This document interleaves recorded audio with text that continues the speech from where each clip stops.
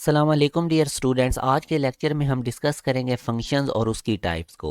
सबसे पहले हम फंक्शन को देखते हैं कि दो नॉन एम्प्टी सेट ए और बी अगर हमारे पास हों, हमारे पास कोई भी रिलेशन एक फंक्शन एफ होगा ए टू बी अगर वो ये वाली कंडीशंस को सेटिस्फाइड करेगा। सबसे पहले तो वो जो रिलेशन है वो ए और बी की कार्टेशियन प्रोडक्ट का सबसेट होना चाहिए। अगर आपने फंक्शन एफ फाइंड करना है ए टू बी तो वो रिलेशन सबसेट होना चाहिए ए क्रॉस बी का। अगर आपने एक फंक्शन फाइंड आउट करना है B to A set B से ए की तरफ तो फिर वो रिलेशन सबसेट होना चाहिए बी क्रॉस ए का। दूसरी कंडीशन क्या है कि वो जो भी फंक्शन होगा उसकी डोमेन पहले सेट के इक्वल होनी चाहिए। जैसे कि अभी ए क्रॉस बी में पहला सेट ए हमारे पास आ रहा है। तीसरी कंडीशन आपने क्या देखनी है कि डोमेन के अंदर रेपिटेशन नहीं आनी चाहिए। तो जब कोई भी रिलेशन ये तीन कंडीशन सेटिस्फाइड करेगा तो वो फंक्शन कहलाएगा। याद रखने किसी भी रिलेशन को देखने के लिए कि वो फंक्शन है या नहीं, आपने सिंपल उसकी डोमेन को चेक करना है। तो अब मैं आप लोगों को ये एक लास्ट टाइम हमने एक एग्जांपल की थी। हमारे पास बेसिकली दो सेट थे ए और बी। इससे पहले मैं आपको बाइनरी रिलेशंस बता चुका हूँ। जिन बच्चों ने अभी तक वो लेक्चर नहीं सुना, डिस्क्रिप्शन में तमाम लेक्चर्स के लिंक हैं, पहले वो सुन लें आप लोग। तो ये हमारे पास दो सेट हैं ए और बी। हमने इनकी कार्टेशियन प्रोडक्ट लास्ट लेक्चर में निकाली थी और कार्टेशियन प्रोडक्ट का मैंने आपको बताया हुआ था पहले सेट का पहला एलिमेंट दूसरे सेट के तमाम एलिमेंट से ऑपरेट कर देना है। फिर इसी तरह हम पहले सेट के दूसरे एलिमेंट को पकड़ेंगे और दूसरे सेट के तमाम एलिमेंट्स से ऑपरेट कर देंगे। सिमिलरली फिर हम इस तीसरे एलिमेंट्स के साथ भी सेम काम करेंगे। तो ये हमारे पास चार रिलेशंस हैं जो कि सबसेट थे इस ए क्रॉस बी के, ए और बी की कार्टेशियन प्रोडक्ट के। अब हम देखना चाहते हैं कि ये चारों रिलेशन में से कौन फंक्शन है और कौन फंक्शन नहीं है। सबसे पहले आप R1 देखें, पहला रिलेशन। और जब भी मैंने आपको कहा था कि आपने चेक करना है कि कोई रिलेशन फंक्शन है या नहीं, आपने सिंपल इस रिलेशन की डोमेन देखनी है। अब हम अपनी कंडीशंस देखते हैं। R1 की आप डोमेन देखें, इस ऑर्डर पेयर का पहला एलिमेंट 1 है और दूसरे ऑर्डर पेयर का पहला एलिमेंट 2 है। तो ऑर्डर पेयर्स के जो पहले एलिमेंट्स होते हैं उनको हम डोमेन कहते हैं। अब इस R1 रिलेशन की हमारे पास डोमेन है 1 2 जो कि इस पहले सेट ए के इक्वल नहीं है। तो इसका मतलब R1 फंक्शन नहीं है, ये दूसरी कंडीशन सेटिस्फाइड ही नहीं करता फंक्शन की। अब आप R2 को देखें, इसकी आप डोमेन देखें, ऑर्डर पेयर का पहला एलिमेंट्स देखते जाएं 1 2 3। तो R2 की हमारे पास डोमेन है 1 2 3 जो कि इस पहले सेट ए के इक्वल है। और क्लियरली आपको नज़र आ रहा है कि ये डोमेन जो 1 2 3 है इसमें रेपिटेशन भी नहीं है, तो ये R2 रिलेशन फंक्शन है। अब आप R3 को देखें, इसमें अब आप देखें ऑर्डर पेयर के जो पहले एलिमेंट्स है, इधर भी 1 है, इधर भी 1 है, इधर भी 1 है, मतलब कि डोमेन के अंदर आपको रेपिटेशन नज़र आ रहा है। तो R3 रिलेशन जो है ये तीसरी कंडीशन को सेटिस्फाइड नहीं कर रहा फंक्शन की, जो भी मैंने आपको बताई थी। तो इसका मतलब ये R3 फंक्शन नहीं है।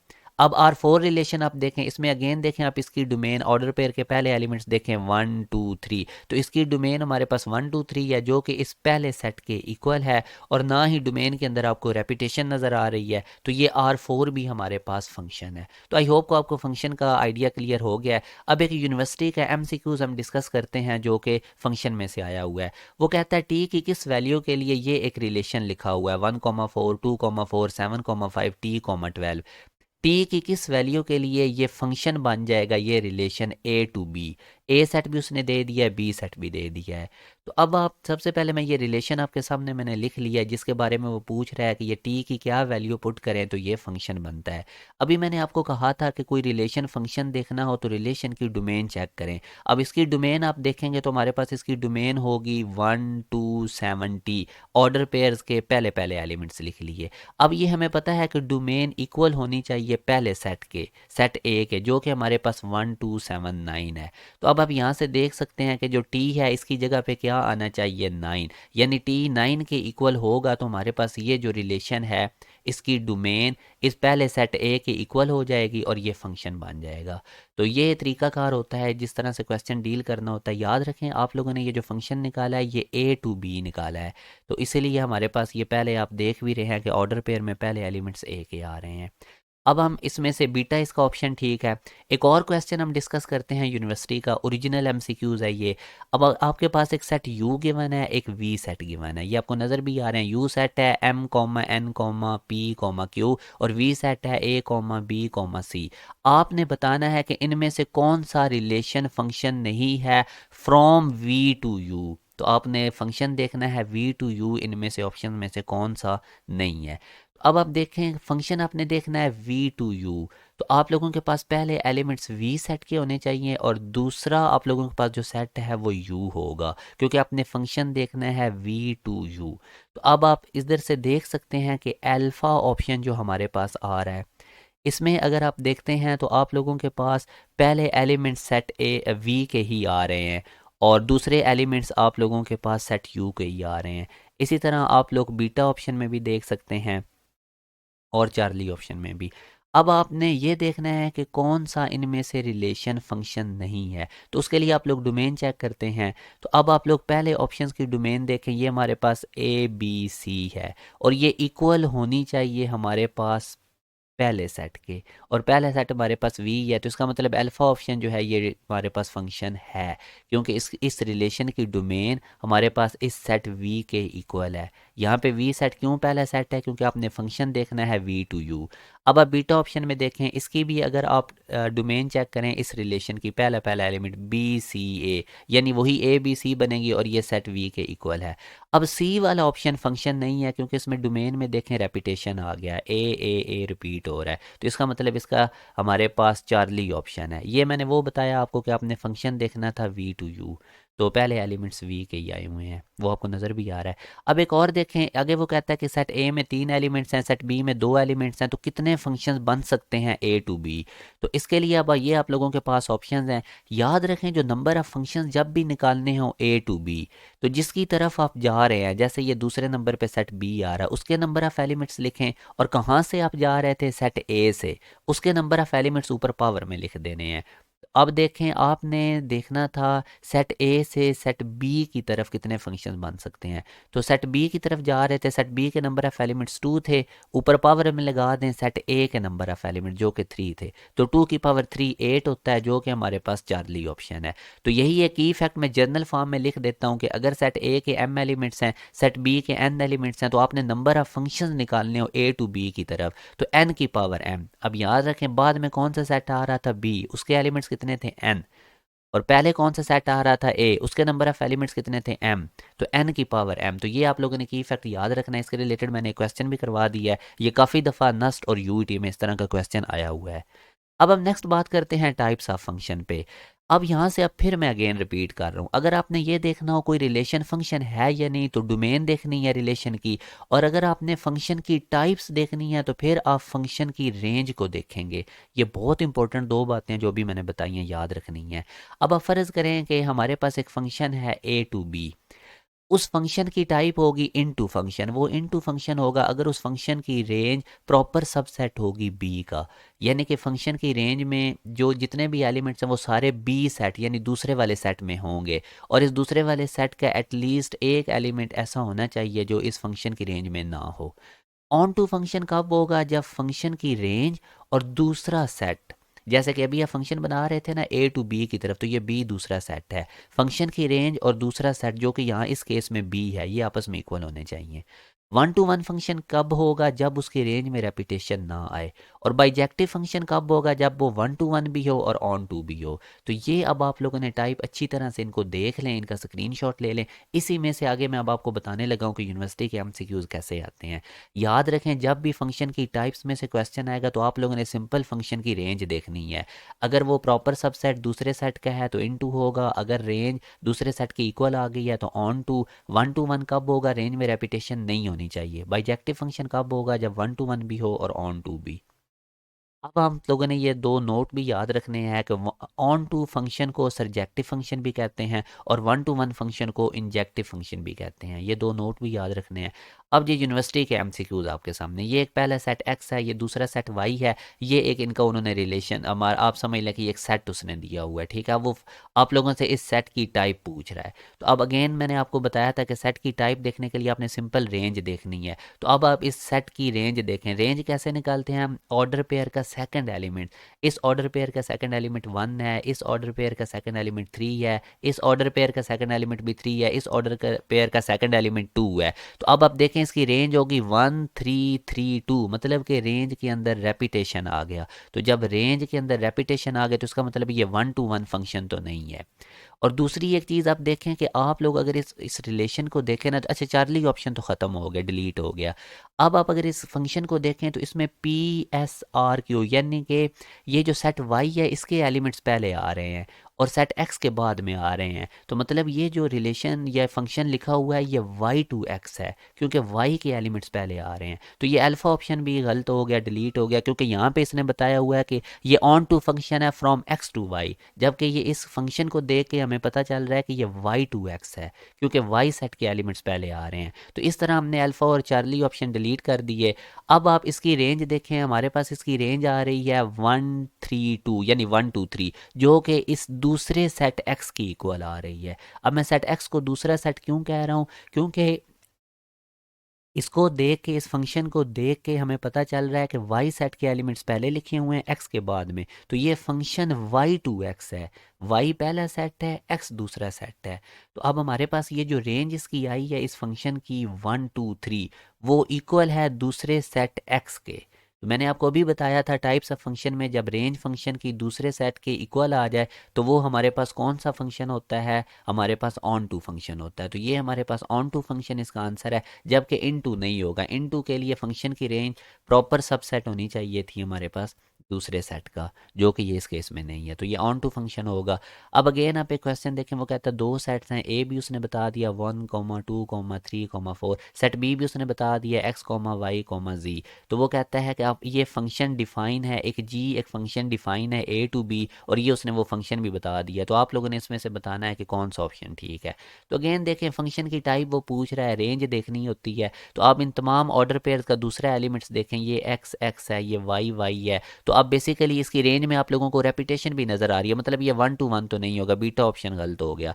और अब अगेन देखें कि इसकी जो रेंज है वो एक्स वाई आ रही है, और ये हमारे पास इक्वल भी नहीं है दूसरे सेट्स के। आप फंक्शन देखें ना, ए टू बी था, तो हमारे पास दूसरा सेट बी है।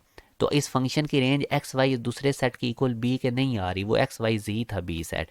तो अब यहाँ से हमें पता चला कि ये ऑन टू भी नहीं है और बाइजेक्टिव भी नहीं होगा। जब 1 टू 1 नहीं, ऑन टू नहीं, तो बाइजेक्टिव भी नहीं होगा। तो इसका मतलब ये हमारे पास अल्फा ऑप्शन ठीक है कि नॉट ऑन टू। ये फंक्शन जो है ये ऑन टू नहीं है, क्योंकि इसकी रेंज फंक्शन सेट बी के इक्वल नहीं आ रही। अच्छा, अब आप लोगों ने ये की फैक्ट याद रखना है, बहुत इंपॉर्टेंट की फैक्ट है कि अगर सेट ए के अंदर एम एलिमेंट्स हैं, सेट बी के अंदर एन एलिमेंट्स हैं, तो number of 1 to 1 functions A to B कैसे निकालते हैं? N permutation M. आप लोगों ने परम्यूटेशन का फार्मूला पढ़ा था, ये भी उसकी एक इस तरह भी हम उसको डिनोट कर सकते हैं परम्यूटेशन को। तो अब ये उसको कैसे निकालते थे? N factorial over N minus M factorial. तो इस फार्मूला से आप लोग नंबर ऑफ 1 टू 1 फंक्शंस निकाल सकते हैं ए टू बी।